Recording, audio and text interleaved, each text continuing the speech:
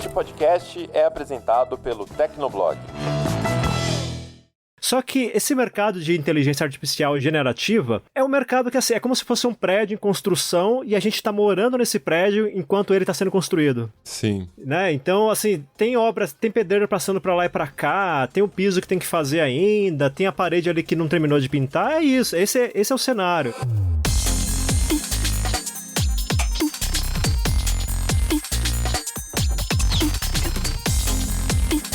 Olá, ouvinte! Seja bem-vindo! Está começando mais um episódio do Tecnocast. Eu sou o Thiago Mobilon. Eu sou Josué de Oliveira. E eu sou o Emerson Alecrim. Novo modelo de linguagem do Google, novidades no processo contra a OpenAI e um crescimento absurdo da NVIDIA. A inteligência artificial continua sendo o principal assunto do noticiário de tecnologia e no episódio de hoje a gente faz um balanço dos acontecimentos mais recentes. Mas antes, não esquece de dar 5 estrelinhas pro Tecnocast no Spotify e no Apple Podcasts. Segue a gente na sua plataforma favorita e aguenta aí que a gente já começa.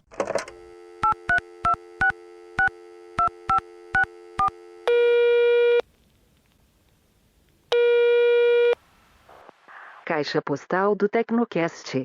Você tem novas mensagens?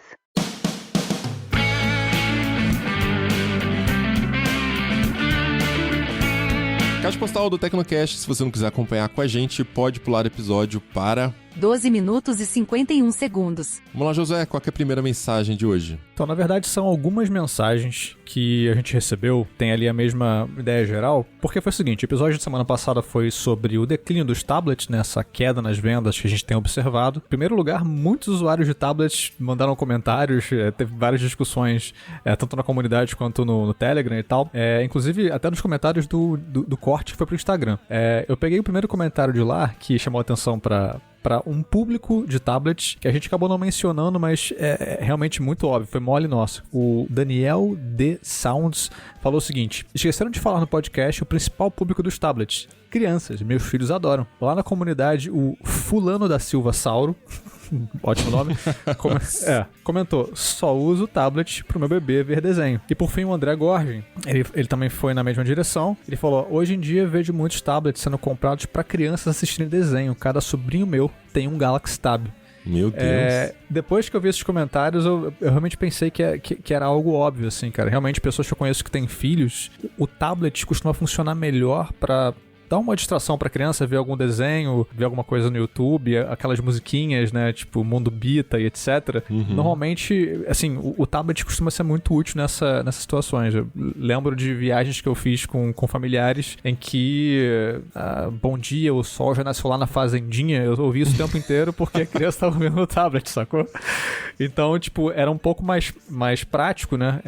A tela é um pouco maior, acho que era mais fácil pra criança segurar, dependendo da idade, e não precisa parar e colocar na televisão. Então é um outro público além da galera do conteúdo, além da galera que gosta de ler e tal, mas pais de crianças até certa idade usam bastante tablet pra ter ali uma distração pras crianças. Sim, mas acho que no contexto da discussão que a gente tava tendo no último episódio, a gente talvez esteja falando de modelos de entrada, no máximo mid, porque você não vai comprar um iPad Pro, né, com M2 ali, M1, M2, pra dar pra uma criança ficar assistindo Galinha Pintadinha. Então, meio que isso não sustenta a indústria. Apesar de ser um público grande, as crianças utilizando os tablets, é mais fácil de entreter até, como você disse, na viagem ou em casa. Você tem duas crianças, uma quer ver um desenho, outra quer ver outra coisa. A televisão não é o suficiente. Mas enfim, não deixa de ser um público consumidor também. Próximo comentário também foi na comunidade do TB, é do Giga, e ele diz que dei a chance para um S6 Lite no ano passado e consegui encontrar um nicho para ele na minha rotina, sobretudo para consumo de mídia e leitura / anotações de textos acadêmicos em PDFs que não ficam bons no Kindle e que são pouco práticos de serem lidos no PC. Tem me suprido bem, para estudantes eu considero uma compra válida. Acho que teve, além da gente ter falado disso no episódio também, né, teve várias pessoas que também mandaram esse feedback de que para estudo é um dispositivo muito útil, né, Josué? Sim, e essa coisa do PDF eu acho engraçado porque eu acho que foi na WWDC do ano passado em que, bom, WWDC, cara, tipo, um evento mais importante da Apple, tal, falar de coisas novas, putz, inovação e etc. E de repente alguém puxa PDF, aí aparece a palavra PDF assim no telão da Apple, porque a Apple tava trazendo novidades pra leitura de PDFs, eu acho que no iPad mesmo. Então, tipo, PDF é inescapável, né, cara? Tipo, é um formato super antigo, aberto e etc, mas ele não tem pra onde fugir. Se você estuda, se você lê artigo, o PDF vai ser uma presença na sua vida. E outro ponto que o Giga trouxe aqui é que os PDFs não ficam bons no Kindle, e pensando em leitura de modo geral, isso me faz lembrar algo que até o Giga falou algumas vezes, que é a dificuldade de ler PDF no e-reader. Tinha um e-reader que resolvia isso e não era o Kindle,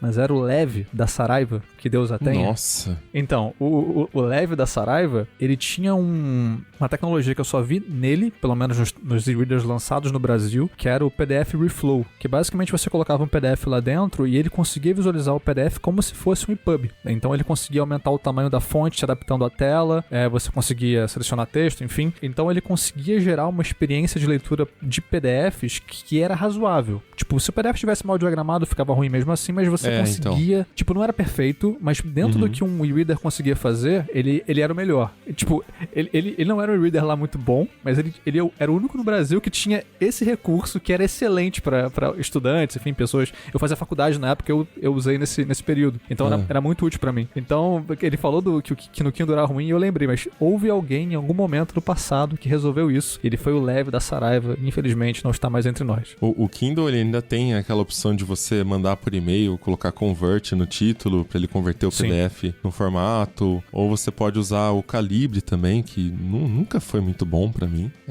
para fazer a conversão. Nenhum dos dois é muito bom. Falar a verdade, chega um PDF, eu leio no iPad, porque para mandar pro Kindle, tem hora que ele pula a linha, quebra, aí você tem que entender que, tipo, peraí, essa parte de baixo é a continuação da linha de cima, mas tem um espação porque às vezes era uma troca de página, sabe? Realmente, no Kindle não é a melhor experiência, não. Isso tem a ver com a maneira como, às vezes, o PDF foi diagramado, saca? No InDesign anterior ainda. Então, tipo, não tem muito como um dispositivo pensado para você ler arquivos dinâmicos como EPUB, ou então o MOB, que é um formato proprietário da Amazon, resolver isso. Então, tipo, é um problema técnico mesmo. Exceto pelo Leve, que dava um jeitinho ali, todos os demais têm uma experiência ruim. Então, sei lá, eu lembrei lembrei do Leve e lembrei dessa apresentação da Apple com PDF, assim, coisas novas, sabe? Incríveis PDF.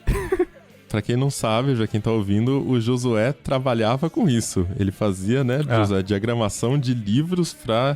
Eu nem sei o jeito certo de falar, tá? Você me corrija, mas você falou uma vez que você fazia o livro digital, né? Você fazia até o CSS ali do livro. Isso. Porque basicamente o e-book que a gente compra na Amazon ou em outras lojas, Google e tal, você converte ele pro formato digital a partir do InDesign, que é o programa padrão de diagramação. Então você pede pra ele converter, ele cospe um arquivo no formato EPUB, que é um formato aberto, que é padrão no mundo todo, exceto para a Amazon, que usa um formato proprietário, mas ainda baseado no EPUB, e você edita ele a partir de HTML e CSS. Basicamente é isso, assim. Então, ele é o formato ideal para você ler para publicações digitais, e justamente porque ele usa HTML e CSS, linguagem de marcação, linguagem de estilo, tranquilinho, perfeito. Qualquer pessoa que entenda disso consegue trabalhar com desenvolvimento de e-book. Então, por isso que eu lembro bastante dessas trivias desses dispositivos que ficaram no passado, tipo Positivo Alpha. Lembra do Positivo Alpha? São, como é que fala? Gatilhos de outra época, né, José? Isso. Exatamente, outra época. Dando segmento aqui, a gente tem um comentário do Rafael Cardoso, ele deixou lá no Telegram, e ele diz o seguinte: sou professor e pesquisador, então acho que faço parte do nicho tablet. Usei notebook como o único computador durante 1,5 décadas, mas desde 2019 decidi abandonar notebooks e tentar outro setup para trabalho. Atualmente possuo um desktop e um tablet. Uso o tablet para apresentações, aulas, anotações e uso de calendário fora de casa. No desktop faço tarefas mais pesadas, jogo e guardo arquivos maiores. Para mim, o tablet ganha em leveza, mobilidade e durabilidade. Todos os notebooks que tive começaram a apresentar problemas entre o 4º e o 5º ano de uso. Além disso, tarefas como jogar ficavam prejudicadas tendo só o notebook. O tablet dá conta do que preciso fazer na rua, o desktop garante durabilidade e potência em casa. Sobre o celular, ele até dá conta, mas para trabalho ele acaba estando cheio de distrações que consigo manter à distância com o tablet dedicado somente para trabalho. Acho que o Rafael ele elencou aqui quase tudo que a gente falou no episódio, como, assim, acho que o público do nicho do tablet, exceto pela questão da produção de conteúdo, edição, etc., que era mais a pegada do Barba, né, que tava com a gente nesse episódio, mas, curiosamente, o celular pra ele não é tão importante, né, acho que ele realmente faz parte de um nicho dentro ainda do nicho, né, o celular não fica ali tão em evidência. Mas ele é um nicho porque, assim, ele gosta de jogar no computador. Aí, realmente, quem joga no computador, notebook é muito desajeitado, não tem potência, custa muito mais caro, né? Então, ele realmente já precisaria de um desktop pra isso. E aí, ter um desktop e um notebook é meio redundante. Quer dizer, ainda acho que até chegar a um tablet tem muito caminho pra andar, né? A questão do que você faz no notebook e o que você consegue fazer no tablet. Mas no final, a última frase que ele cita sobre a questão de distrações no celular, eu acho que também tem a ver com aquela necessidade de criar perfis, né? O Barba falou que sente falta disso no tablet, eu também sinto muita falta, acho que eu estaria usando muito mais o tablet se eu pudesse emprestar aqui pra minha mãe, de repente, pra ela usar durante o dia, e no celular também. Né? Se ele tivesse um perfil separado para pessoal, por exemplo, pode ser que ele não tivesse certos aplicativos instalados, ou para trabalho, ele não teria certos aplicativos instalados que ele usa só para a vida pessoal dele. Não sei se daria para dividir assim, porque, por exemplo, o Zap é para vida pessoal, mas você acaba usando para trabalho, mesmo que seja, né, aqui e ali. Então, enfim, ele resolveu com o tablet, o famoso não vou nem instalar. Ele resolveu do jeito certo, né? Não quero pensar nisso. Eu fiz isso com o meu iPad uma época, desinstalei todos os aplicativos de rede social, eu tava usando ele pra estudar pra faculdade. Então, vira e mexe, você via lá, tô lendo um PDF chato aqui, um paper, sei lá do que. Deixa eu ver aquele negócio rapidinho no Instagram, no Facebook, né? Aí desinstalei tudo do tablet, tô até hoje sem nada. Mas enfim, é uma tática interessante aí também. E essa coisa dos perfis, né, cara? Tipo, é um lance meio óbvio, assim. Pro celular, talvez, não tanto que a gente associa muito o celular a ficar com você, mas... Sim. O tablet é algo que pode circular entre familiares, uma mesma família, várias pessoas usando. E, tipo, não terem implementado isso é esquisito até hoje. É esquisito, ou será que é estratégico? Pra você também ter um tablet pra cada pessoa? Tipo, não, a gente enxerga o tablet como um dispositivo pessoal. Se você quer um pra você e um pra sua filha, compra 2, né? Quer um pra você e um pra sua esposa? Compra 2 tablets. O que eu acho que é uma bobagem completa. Ele tem hardware, tem tudo pra aguentar 2 perfis ali. O meu iPad mesmo é um iPad mini, o espaço tá sobrando. Hoje em dia, espaço é tudo nuvem. Foto vai pra nuvem. Eu não tiro foto com o iPad pra começar, né? Armazenamento também eu tenho o iCloud. Então, às vezes eu quero um vídeo de aula, por exemplo, eu baixava a aula e colocava no iCloud pra assistir no iPad depois. Porque acessar pelo Safari eu achava meio ruim ali. Tem coisa lá de 300 MB, uma hora de aula, uma hora e pouco de aula, 300, 400 MB. Tá no iCloud e eu acesso pelo tablet, né? Mas não ocupa nada. O armazenamento do meu tablet é só pros aplicativos e pro cache dos aplicativos. Então é pouca coisa. Então é isso, comentários lidos. Bora pra pauta? Bora lá.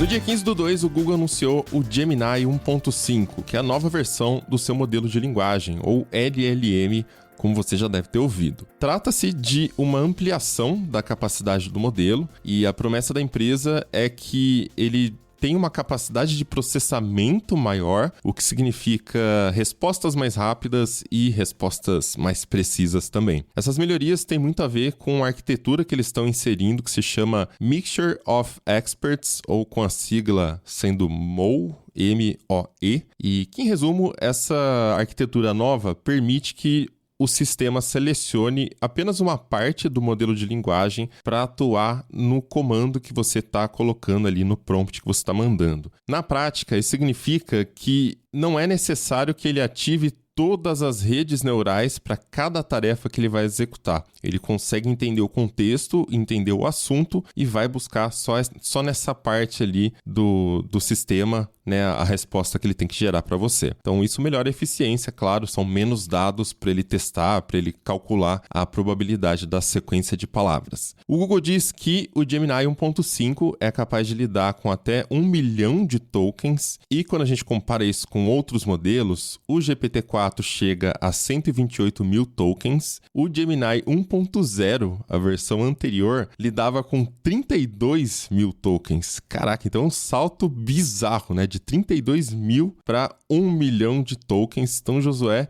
a gente não tá vendo tanto nos smartphones hoje o bigger, faster, stronger. Talvez já estejam grandes demais, rápidos o suficiente, mas agora a gente começa a ver essa lógica do mercado da tecnologia chegando também nas inteligências artificiais, né? Esse lance da quantidade de tokens, a quantidade de parâmetros que um modelo consegue lidar ali para ter um resultado para um determinado input do usuário, a cada nova versão a gente vê esse número aumentando e parece que tem uma corrida, né? Lá no passado tinha aquela corrida do clock, né? A galera que curte PC das antigas aí vai lembrar, todo mundo querendo fazer um clock mais rápido. E agora, pelo visto, agora quantos tokens a mais você consegue colocar ali a cada nova versão do seu LLM, né? Então, 1 milhão é realmente um número bastante, assim, bizarro se a gente pegar quanto tempo esses modelos existem, né? Não é tanto tempo assim, mas é interessante também a gente pegar esse anúncio do Gemini 1.5 e inserir isso num contexto maior sobre a pesquisa sobre IA e o mercado de IA, sobretudo, porque é engraçado, né? Tipo, o Google vai lá e apresenta um LLM super parrudo, bizarro, só que pouco tempo antes, no começo do mês de fevereiro, as ações não só da Alphabet, que é a dona do Google, mas também da Microsoft, que é outro grande player desse cenário de IA, pensando aqui nas Big Techs, tiveram uma queda. E essa queda, ela foi atribuída por analistas do mercado a uma expectativa dos investidores que não foi concretizada. E essa expectativa era sobre o retorno do investimento justamente em IA, né, que é a área que está recebendo mais atenção agora. Foram quedas pequenas, assim, nada significativo que vai fazer essas empresas quebrarem, mas foram pequenas quedas ali. E apesar dessas quedas, as empresas tiveram lucro ali no último trimestre do ano passado, né? Os resultados financeiros saíram. O que esses resultados mostraram é que os produtos de IA estão tendo muita procura. Porém, os custos para viabilizar esses modelos de linguagem e demais produtos também cresceram bastante. E foi com essa parte que os investidores não ficaram muito satisfeitos. Eles entenderam que a essa altura já deveria haver ali um retorno maior para a quantidade de grana em pesquisa que as empresas estão inserindo nesses departamentos de IA. Então, as expectativas eram mais otimistas a respeito da capacidade de gerar receita dessas ferramentas, mas até o momento a gente não tem visto essas expectativas, pelo menos na mentalidade dos investidores, sendo concretizadas. E isso é um ponto interessante para a gente pensar no cenário de IA, que será que é meio cedo ou será que já está meio tarde para essas ferramentas já começarem a dar algum lucro ou já mostrarem que elas têm esse potencial real de lucratividade? Será que, os investidores estão esperando algo muito rápido ou será que pelo crescimento dos modelos, toda essa corrida que a gente está vendo, já deveria haver algum sinal mais claro de lucratividade? O que a gente deveria pensar nesse cenário? Olha, se a gente analisar o quanto a IA generativa evoluiu nos últimos meses, né? Se a gente pega aí o ChatGPT, basicamente ele começou a funcionar em novembro de 2022 de maneira pública, né? Para o público em geral. Então a gente tem aí menos de 1 ano e meio desse mercado, entre aspas, né? E, bom, tá certo que nesse 1 ano e meio, a OpenAI, que é responsável pelo ChatGPT, teve ali uma receita de pouco mais de $1 bilhão. Receita, não lucro, né? Mas pra gente ter uma noção da quantidade de dinheiro que a gente pode movimentar com esse mercado. Só que esse mercado de inteligência artificial generativa é um mercado que, assim, é como se fosse um prédio em construção e a gente tá morando nesse prédio enquanto ele tá sendo construído. Sim. Né? Então, assim, tem obras, tem pedreiro passando pra lá e pra cá, tem o piso que tem que fazer ainda, tem a parede ali que não terminou de pintar, é isso. Esse é o cenário. Então, não dá pra prever ainda o que a gente vai ter de lucro, porque a gente não tem cálculo ainda para calcular margem de investimento, margem de lucro e tudo mais. Não tem nem produto ainda comercial, né? Exato. Os produtos, acho que o que a gente está vendo hoje ainda são produtos para agradar investidor. Então, meio que essa urgência, eu como investidor, eu não gosto de ficar olhando eu não tenho esse tipo de raciocínio. É um raciocínio meio de cassino, né? Essa coisa de corrida de cavalo, sabe? Vamos apostar ali para ver quem que vai conseguir ser o dominante gigante. E, cara, isso não significa nada no longo prazo, né? A ação subiu em janeiro, depois caiu porque o Google, em vez de investir 10 bi, investiu 5 bi. Aí o Google, de repente, vai lá e lança alguma coisa fenomenal, a ação dispara de novo, né? Então, eu acho que realmente essa analogia que o Alecrim fez ilustra bem a questão. Hoje, por exemplo, enquanto gravamos esse Tecnocast aqui, saiu uma notícia lá no Tecnoblog. A parte de imagens do Gemini foi pausada pelo Google porque ela estava gerando algumas imagens completamente incorretas para alguns prompts. E aí um exemplo lá era alguém pedindo para gerar uma ilustração de um soldado alemão em 1943. E o Gemini gerou uma imagem que tem asiáticos, uma soldada asiática, né? Um soldado preto com capacete da SS, assim, tipo... que diacho de raça ariana era essa, né? Preocupante. Não tem nada a ver. E aí eles pausaram o modelo. Então, não dá pra usar isso em produção, vamos falar assim. E, por exemplo, se a gente pegar agora o que o Josué falou sobre tokens, né, quantidades de tokens, o GPT-4 trabalha com uma média ali com uma máxima ali de 128 mil tokens, né? Tokens, assim, pra gente ter um contexto melhor, é basicamente o volume de informações que a IA consegue processar ao responder uma solicitação do usuário. Então, esses 128 mil daria ali por cima, fazendo um cálculo aí que algumas pessoas já fizeram, algo em torno de um texto com 200 páginas. Seria um livro pequeno, né? Então, você tem agora, no Gemini 1.5, 1 milhão de tokens. Então, você pode aumentar aí para algo em torno de 1000 páginas de texto, ou então, se você passar isso para um código de programação, né, de desenvolvimento, dá algo em torno de 30 mil páginas de código. Enfim, você tem uma ampliação das capacidades do volume de informação que você consegue entregar numa resposta ao usuário. Perceba que isso é uma evolução, um salto de 5 a 6 vezes numa tacada só. Então você tem o hardware que precisa processar isso, você tem uma estrutura de data center, você tem um algoritmo de otimização do fluxo de dados numa rede, por exemplo, que precisa lidar com isso, só que esse hardware, essa estrutura não acompanhou esse salto do algoritmo. Então você tem o quê? Você tem que, de repente, fazer o processamento com servidores adicionais, ou seja, você tem que pegar, de repente, fontes externas de processamento para incrementar aquele sistema que você tem agora. Cara, isso gera um custo no curto prazo que é muito alto, mais do que você ter uma aplicação que está correndo atualmente, e essa aplicação, ela já tem ali os cálculos certos de servidor, de redundância, etc. Você, de repente, precisa jogar o máximo de recursos que você achou. Tem um cara passando com o servidor vendendo na rua, você vai lá e pega o servidor dele e coloca ali. É isso que está acontecendo. Pega aquele MMX 200 que você tem parado no seu quartinho, sabe? Liga ele também.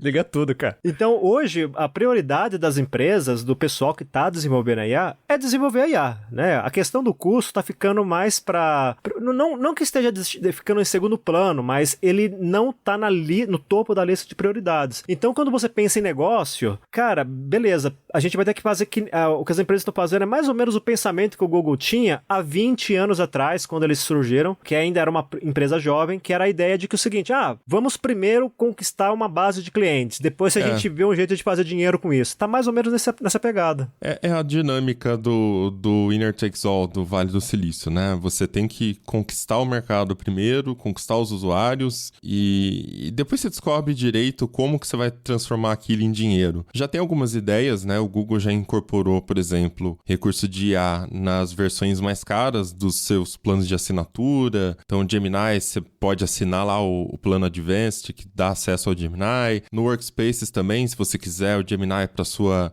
empresa, você pode assinar o plano mais caro, que tem o Gemini também. É similar a você assinar o ChatGPT separado. E a gente sabe que as empresas de tech adoram também o modelo de assinaturas. É uma coisa que nos últimos anos, assim, 10 anos, tem sido uma migração em massa para esse modelo. Eu acho que é isso, mas gira muito em torno de você ter um produto que não alucina, o que ainda é um problema difícil de ser resolvido no mundo das LLMs. Então você tem uma LLM que é boa, precisa, atualizada e não alucina. Atualizado é um problema para LLM também, porque diferente de um índice de pesquisa que ele está em tempo real fazendo o crawl da internet, o rastreamento e atualizando o banco de dados e ele vai processando aquilo com machine learning também, os modelos de LLM eles são como um bolo, você tem que cozinhar ele inteiro. Depois você não fala, deixa eu colocar aqui umas gotas de goiabada dentro. Não, já tá pronto. Se quiser goiabada, bora fazer do zero de novo. Massa, isso tem que assar de novo. E aí entra o caso que a gente tava falando.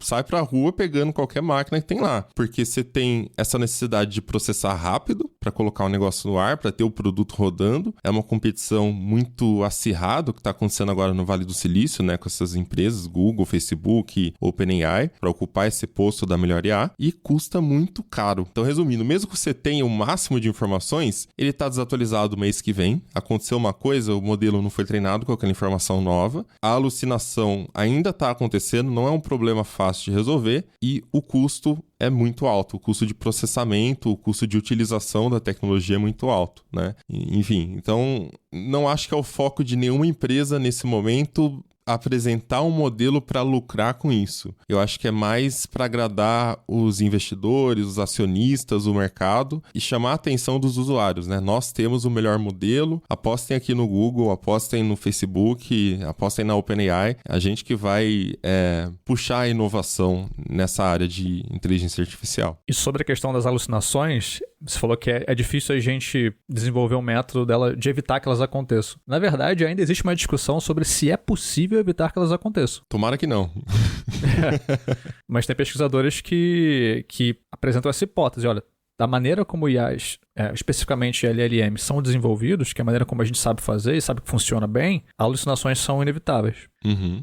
Então, o quanto de alucinação a gente vai passar a achar razoável num modelo que a gente usa diariamente, assim? Quanto que o mercado, os usuários, enfim, todo mundo que estiver envolvido no uso, na pesquisa sobre esses produtos vai achar que, ok, vale a pena pagar por isso, mesmo ele podendo me dar uma informação que é falsa, que ele criou aqui. Então, assim, isso é um dos aspectos que eu acho que torna a conversa sobre a lucratividade da IA mais complicada da gente ter. A gente está falando de um produto que, como o Alecrim falou, tem pouco tempo de vida, pelo menos no público, né? A gente sabe que as pesquisas são mais antigas e tal, nas universidades, etc. Porém, o público conhece isso há pouco tempo. E o público está entrando em contato com todas as potencialidades e problemas que isso traz. E o público está decidindo se quer pagar ou não por isso. E aí, ao mesmo tempo, o público está vendo que, aquele veículo ali utilizou IA. E aí eles colocaram no ar uma notícia errada. E isso aconteceu algumas vezes. Gizmodo Gringo, Cinet, enfim, já falamos alguns desses casos aqui. Teve uma notícia recente, hilária, que foi uma companhia aérea canadense que perdeu um processo porque o chatbot da empresa tinha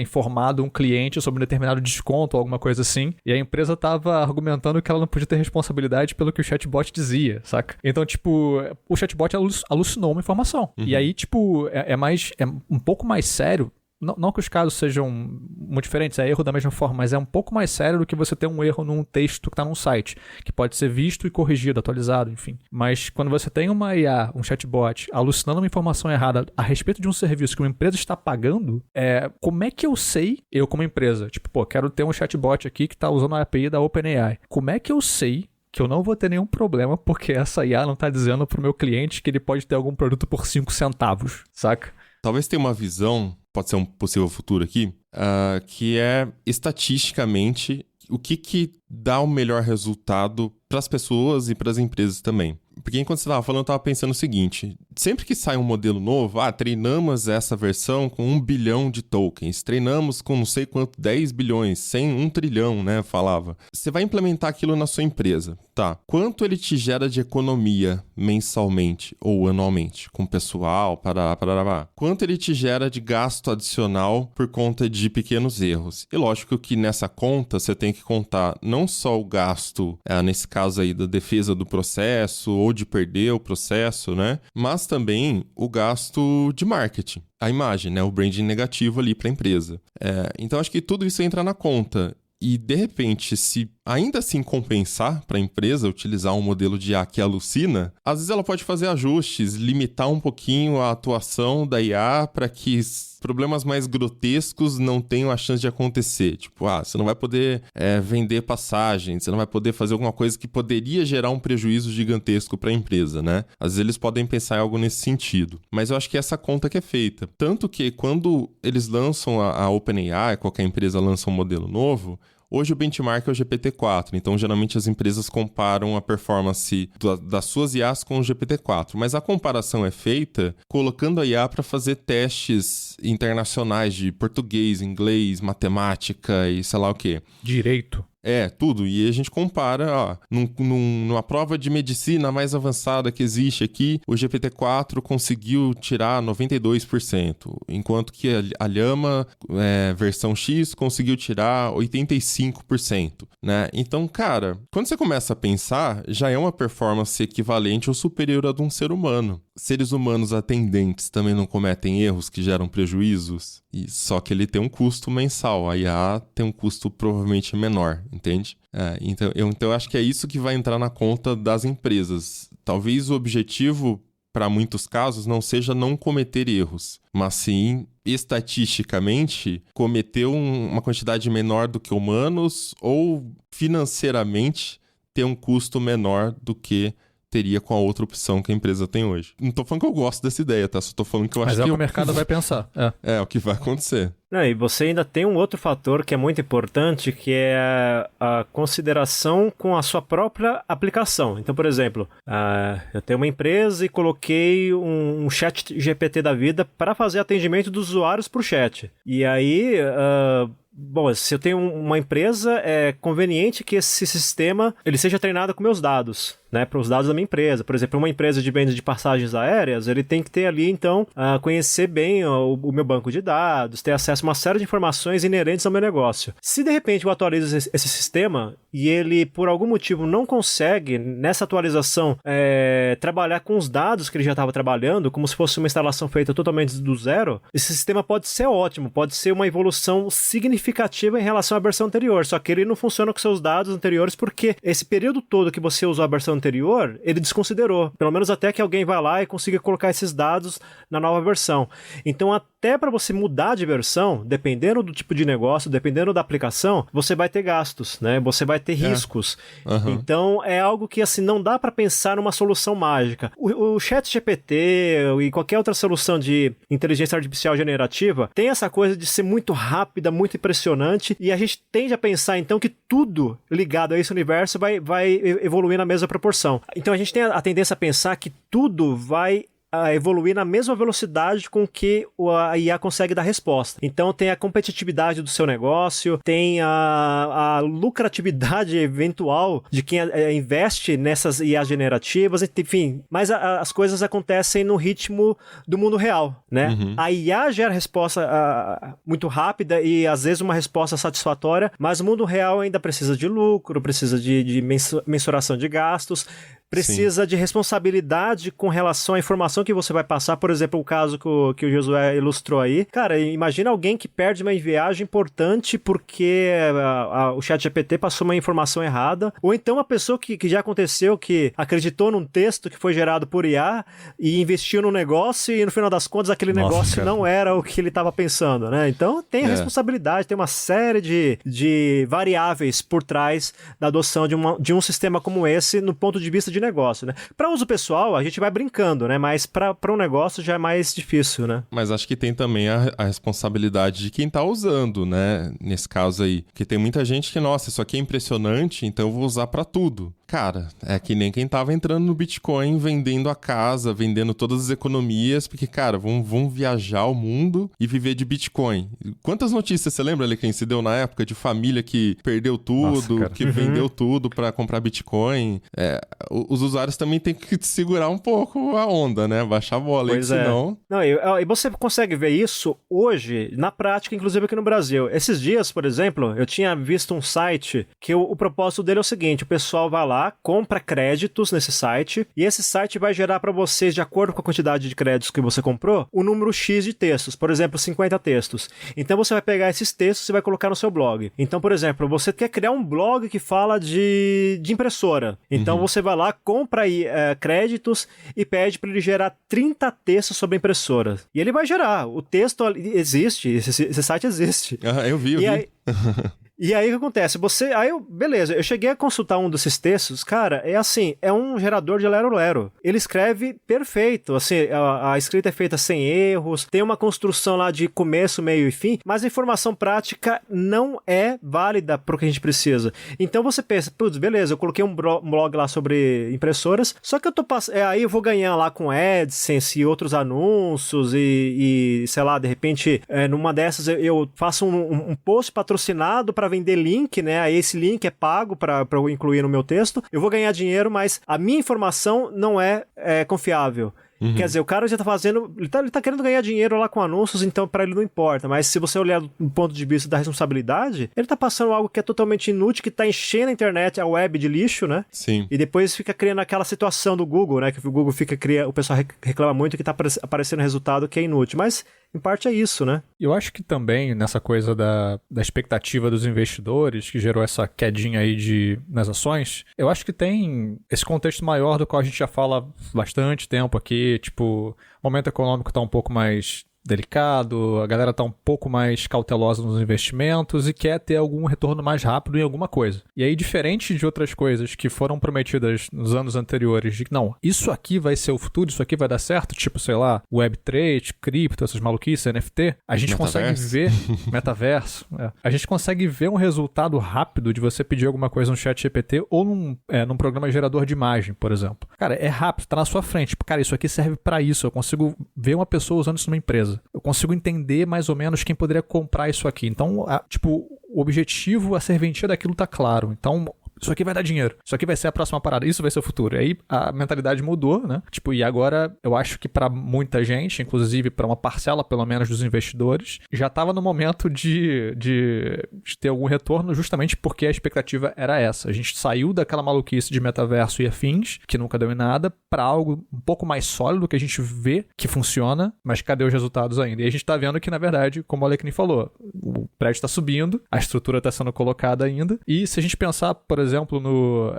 na parte energética, né, a gente deu essa notícia no TB, é um dado bastante impressionante. Uma única imagem gerada por IA, isso assim, num modelo não muito bom, assim, né? Tem modelos que são melhores nisso, também depende do tamanho da imagem gerada. Mas uma única imagem num determinado modelo pode ter o gasto energético ali para você gerá-la, que é equivalente ao carregamento de 950 smartphones. Então, assim, até a gente ter mais pesquisa e saber melhor como ter esses sistemas de modo mais otimizado para não gastar tanta energia, ainda vai tempo. Tipo, não vai ser de um dia para noite, de uma hora para outra. Vai tempo até a gente conseguir, até as empresas definirem, né, e pesquisarem, acharem soluções mais otimizadas para o que elas têm hoje. Enquanto isso, a galera de marketing vai continuar tentando vender o máximo possível as soluções. E talvez a gente fique nesse desequilíbrio entre as expectativas e a realidade, né, cara?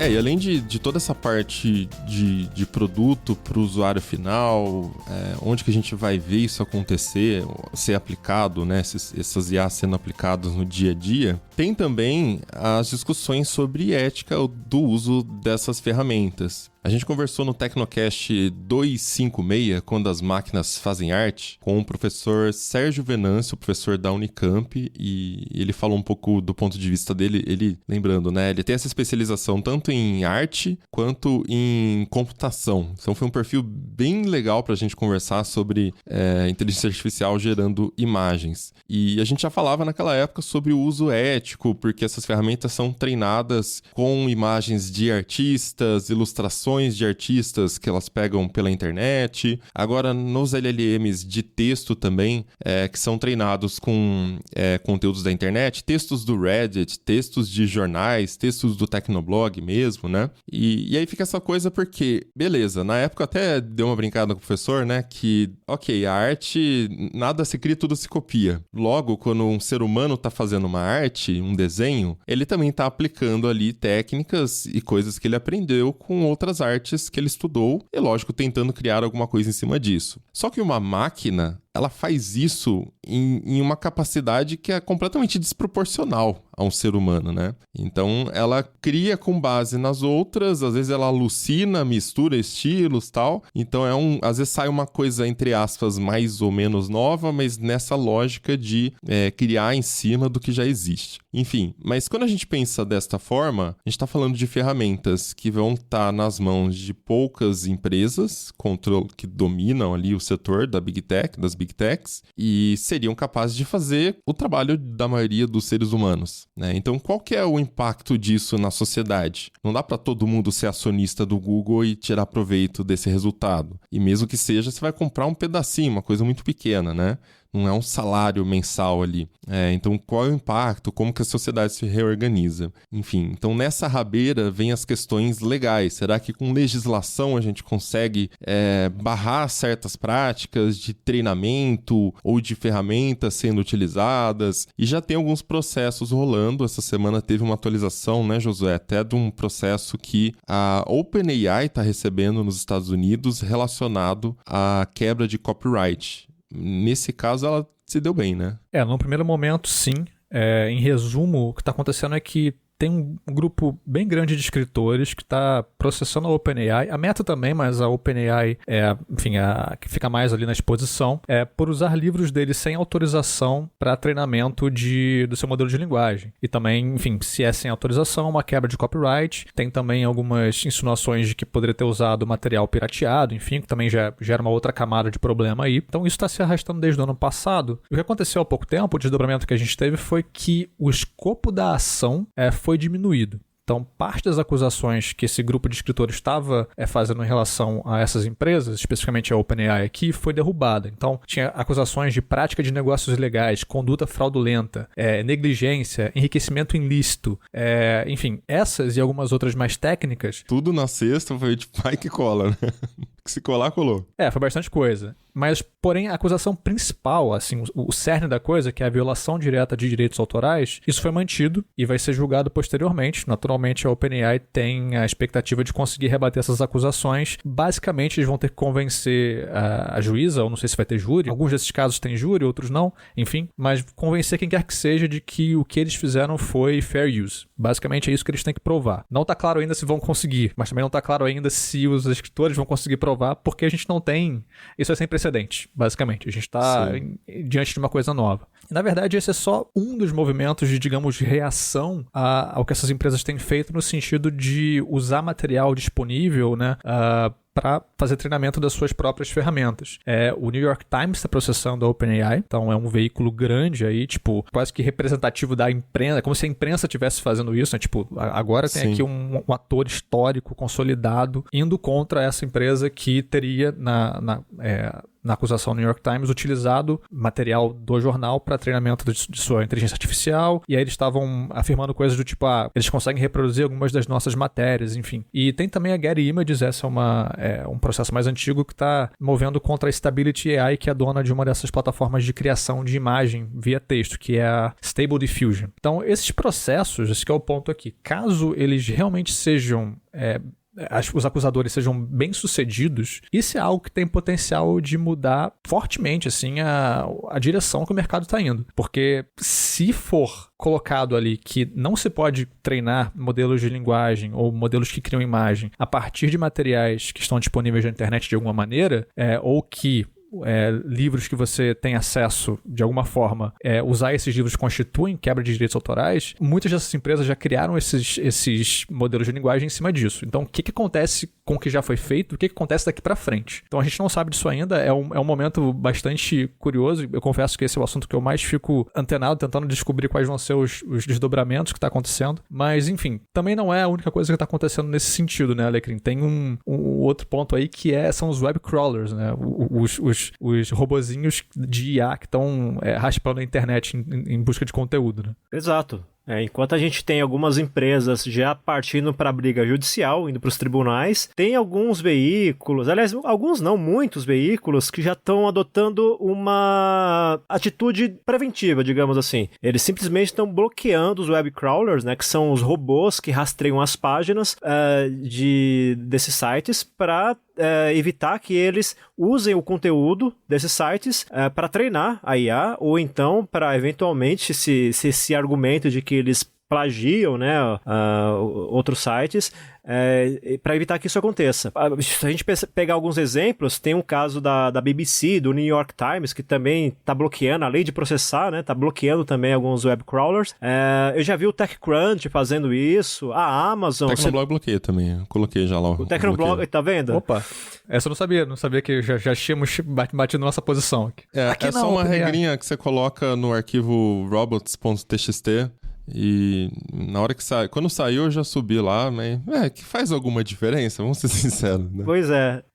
Esse é o ponto, porque assim, olha, vamos supor que a gente vai bloquear o nosso site que, por exemplo, o Tecnoblog é um site de tecnologia, então a gente coloca ali no robots.txt algumas regrinhas para evitar que esses web crawlers indexem o nosso conteúdo. Agora pensa, por exemplo, que eu falei agora há pouco de impressora, pensa que eu sou um fabricante de impressora, tem lá as impressoras Alecrim, e eu quero promover o meu produto, né? Eu quero promover minhas impressoras. E uma forma de você fazer isso é, por exemplo, eu tendo um blog dentro do meu site que explica como funciona uma impressora a laser, uma impressora jato de tinta e tudo mais. Para mim não é interessante que esse conteúdo seja bloqueado. Então tem um ponto de escape, sabe? De repente o conteúdo que tá lá no Tecnoblog, ou no TechCrunch, New York Times, BBC, etc. De repente esse conteúdo tá lá bloqueado, só que tem outros sites que não vão bloquear e aí conseguem de certa forma suprir a necessidade de dados das IAs generativas. Então, quer dizer, são atitudes que no momento a gente não sabe se dá resultado. O que eu acho que pode ter alguma influência, algum ponto relevante nessa atitude é que as empresas, no caso a OpenAI, Google, Microsoft, etc., se eles começarem a contabilizar os sites que têm esses bloqueios de web crawlers, de repente eles podem ter uma noção de como está a reação dos editores com relação à IA. Então, se tem um número grande, eles podem pensar, nossa, o pessoal está realmente preocupado, ou então, se tem um número que não é muito grande, eles podem ter uma noção de que não é uma preocupação que é generalizada. Então, são várias coisas que podem ser extraídas a partir da análise do que foi bloqueado ou não. Porém, já tem algumas iniciativas que tentam criar ali um território de paz, né? OpenAI já tem parceria com alguns veículos, a Apple já está ali licenciando conteúdo com alguns grandes veículos para treinar a IA, né, dela, porque seria algo que eles querem lançar no tempo deles, né? A Apple tem essa coisa. Dizem aí os rumores, os comentários que seria, no momento, esses acordos de licenciamento valem por volta de $50 milhões.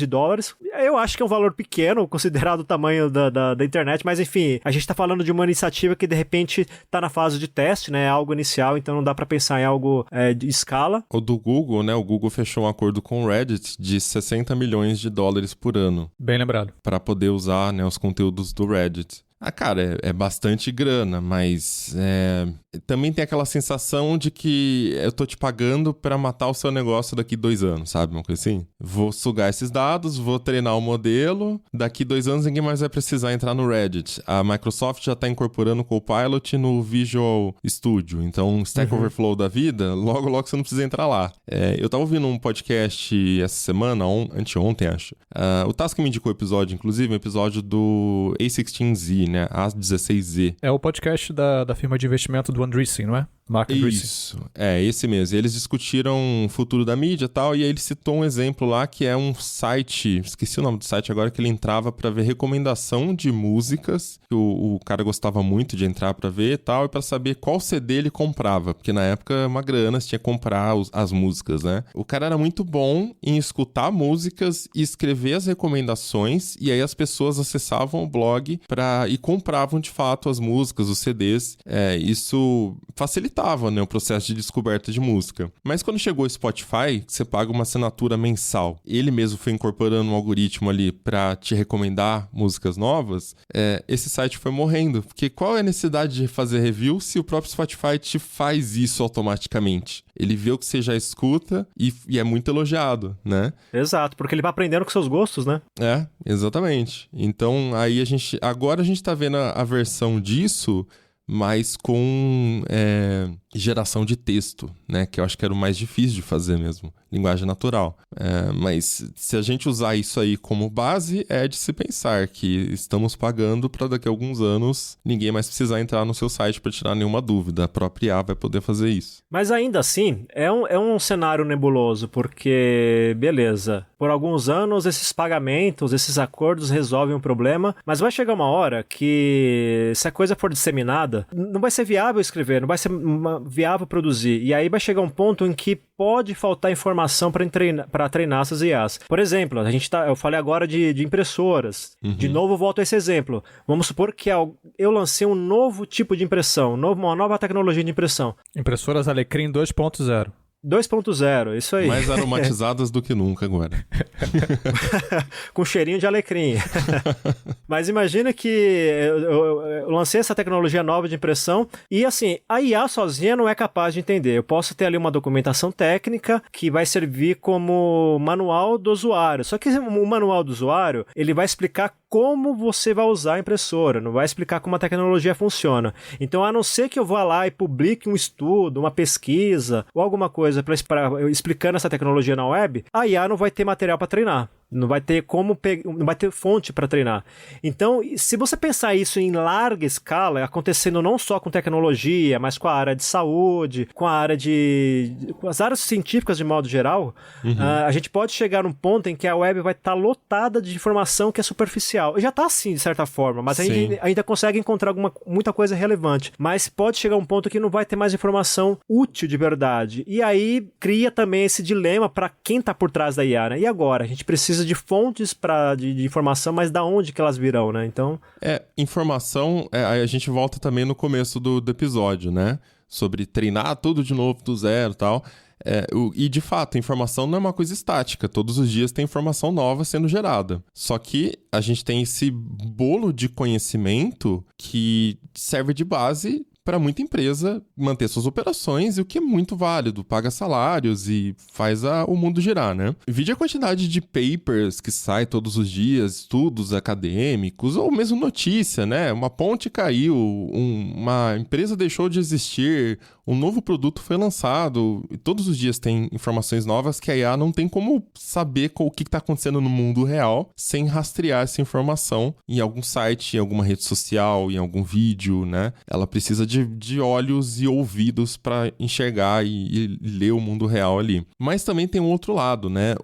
Acho que... Eu não lembro qual que foi a empresa, se foi o próprio Google, não lembro, que utilizou IA para desenvolver elementos e conseguiu chegar lá, não sei quantos, 600, 900 elementos. Eu não vou lembrar a notícia exata agora, mas eu lembro que ia demorar, não sei, centenas de anos para conseguir fazer aquilo só com humanos. E eles colocaram a IA... Foi DeepMind. DeepMind, né? Que desenvolveu lá um elemento e enfim, utilizando inteligência artificial. Então, aí não é uma coisa tanto de acontecimentos do mundo real, mas uma coisa de desenvolvimento de alguma coisa com base no conhecimento que você já tem. Reprocessar aquilo, estudar, analisar, né? Então, enfim, eu acho que até isso, coisas que... Nesse sentido, sabe? A IA talvez consiga gerar respostas através dessa inferência de uso de lógica e testes e tudo mais.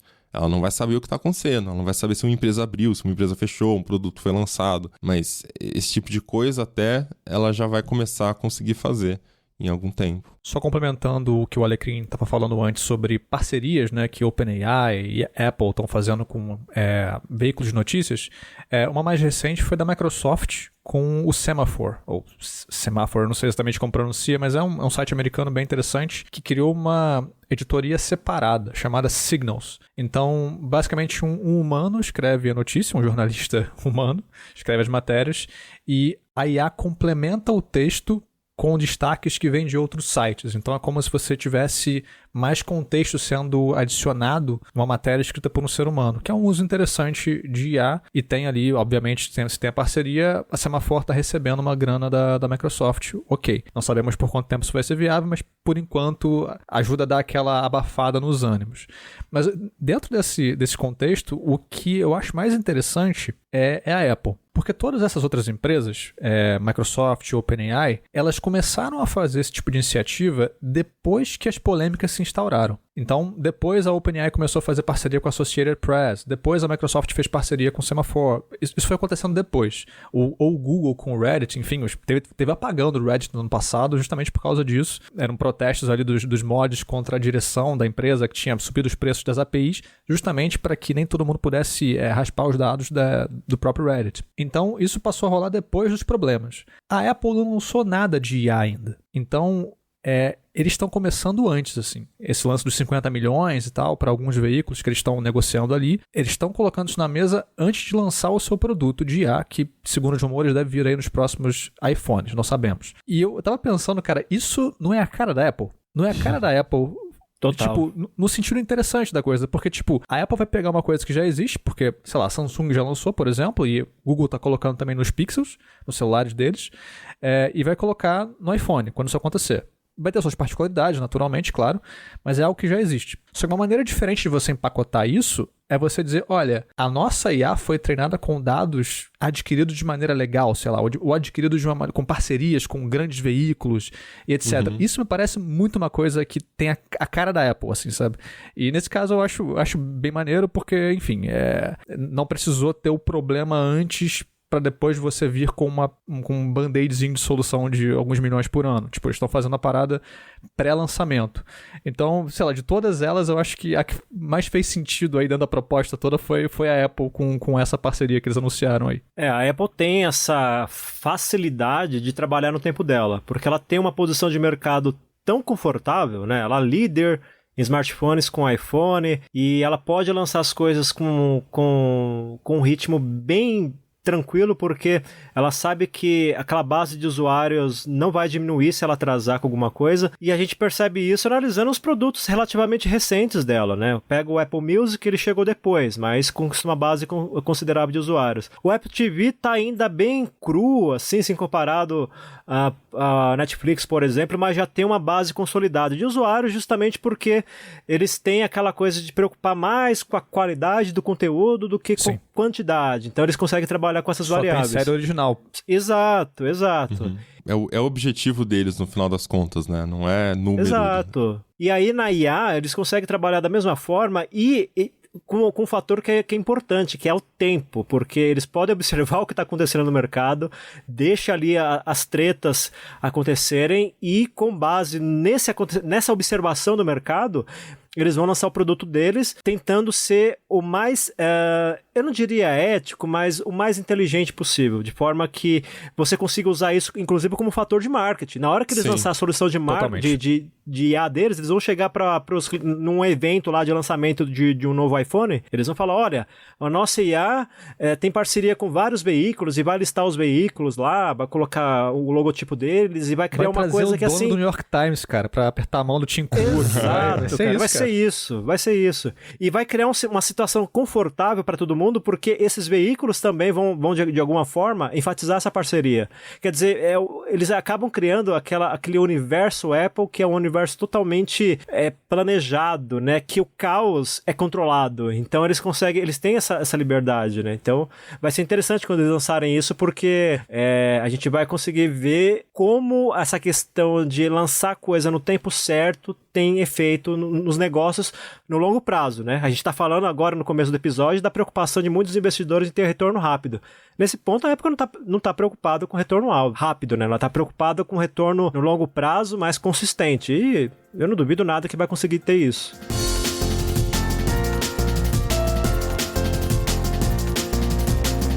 E se alguém tem alguma dúvida ainda sobre qual vai ser o principal assunto dos próximos anos do mundo da tecnologia, deste podcast, né, deste episódio, a NVIDIA apresentou os resultados financeiros dela ontem do quarto trimestre. Ela teve uma alta de 769% nos lucros. Tem noção? 769%, cara. A receita dela também cresceu 265%. E claro, né, isso é um sinal pra gente, mais um sinal de que tá muito aquecida a parte da IA, porque a NVIDIA é a principal fornecedora de servidores e hardware para processamento, treinamento das LLMs. Mas o mais importante muito provavelmente, esse hardware ainda está sendo instalado, ou se já foi instalado, ainda está treinando esses modelos. Então, é meio que uma antecipação do que a gente pode esperar que vai sair ainda durante o ano. Muita empresa investindo, ou as próprias empresas já existentes, né, os players ali, Google, Meta, OpenAI, investindo mais ainda em hardware, sabe lá o que eles estão treinando aí para lançar nos próximos meses. Porque essa coisa da IA generativa, ela começou basicamente com servidores, com processadores, com estrutura de hardware que já existia. E agora que esse mercado é realidade, que ele está disseminado em várias áreas do conhecimento, não só na geração de textos, mas em vários outros segmentos, abriu-se um novo mercado, digamos assim, porque a gente precisa agora de hardware, de soluções pensadas especificamente para IA generativa. E aí, esse é um mercado esse é um mar que a NVIDIA navega com muito conforto, porque a gente pensa na NVIDIA praticamente sozinha, né? Ela não está sozinha, na verdade, mas assim, é praticamente sozinha porque é ela que domina esse segmento. Porque a gente, é sempre curioso, porque a NVIDIA, pra gente, muita gente lembra até com carinho, né, com coraçãozinho para NVIDIA por causa das placas de vídeo, né? Mas a placa de vídeo não é só para jogo. Ela consegue, quando a gente pensa em GPU, ela abre caminho para inteligência artificial, né, em aprendizagem de máquina, etc. E aí, se você conseguir convergir isso num produto pensado especificamente para IA, você consegue colocar soluções no mercado que nenhuma outra empresa tem. E é o que a NVIDIA está fazendo.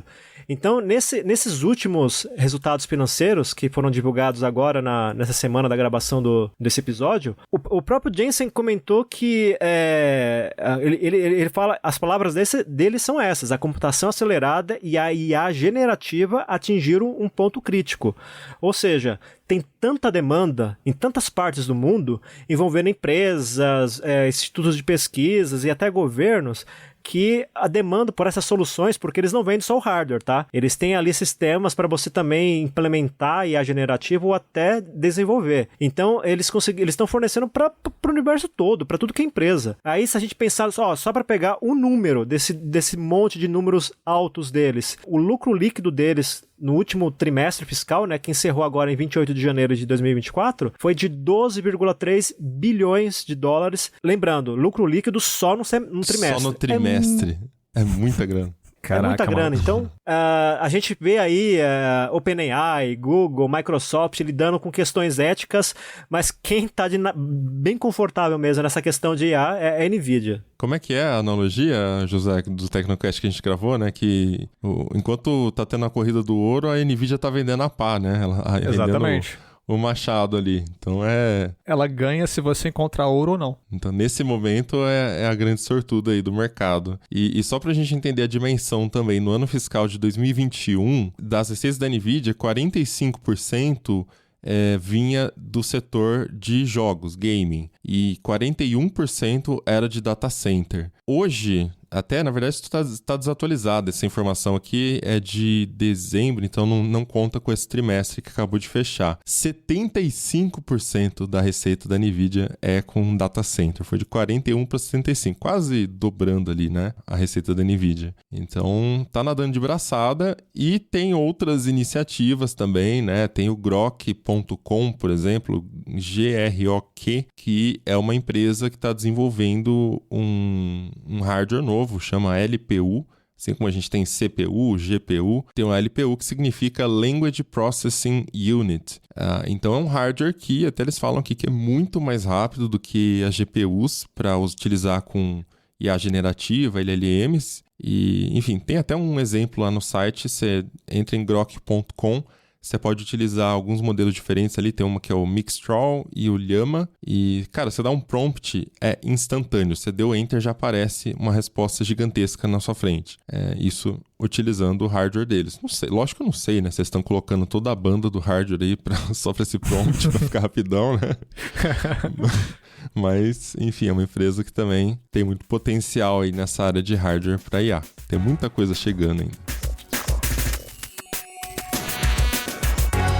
Então é isso, vamos chegando ao final de mais um episódio do Tecnocast. E aí, conta pra gente como é que você acha que vai estar 2025, 2026... Como que vai estar o mundo com a evolução da inteligência artificial? Porque lembrando, agora o negócio é exponencial, agora vai acelerar de um jeito que vai afetar todas as áreas. Não estamos falando apenas de substituição de empregos. As estimativas de que o que demoraria 10 anos para a gente evoluir, agora com IA a gente vai evoluir em 1 ano, daqui a pouco em 1 mês, né? A velocidade vai ficar cada vez mais acelerada. Manda pra gente suas previsões lá na caixa postal Tecnocast no Telegram ou no Zap, nosso grupo. O link tá na descrição deste episódio. E lembrando, você pode mandar uma mensagem de voz de até 1 minuto pra gente tocar no próximo episódio. Se quiser continuar o papo com a gente em todas as redes, eu sou @mobilon, @Josué de Olive com V mudo no final. E @ealecrim. Este Tecnocast vai ficando por aqui e voltamos com outro episódio semana que vem. Até lá! Tchau, pessoal. Até mais.